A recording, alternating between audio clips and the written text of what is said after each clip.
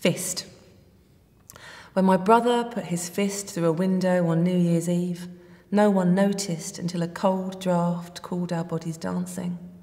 There was rainbow light from a disco ball, silver tinsel round the pictures. My brother held his arm out to us, palm upturned, a foot-high spray of blood.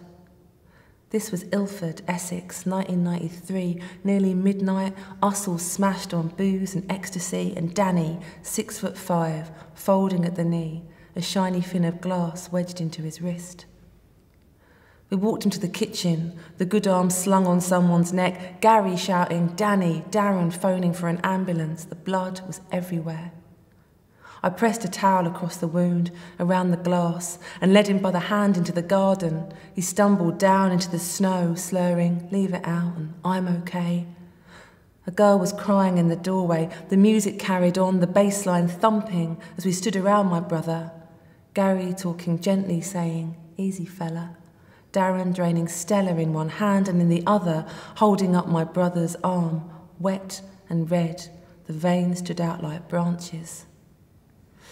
I thought that he was dying, out there in the snow, and I got down. I knelt there on the ice and held my brother, who I never touched and never told I loved, and even then I couldn't say it. So I listened to that incantation, easy fella, and my brother's breathing, felt him rolling forward, all that weight, Darren throwing down the can and yelling, Danny, don't you dare, and shaking him. My brother's face was grey, his lips were loose and pale, and I was praying. Somewhere in the street there was a siren.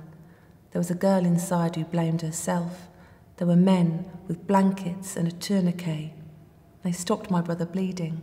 As the new year turned, they saved him. Snow was falling hard. They saved us all.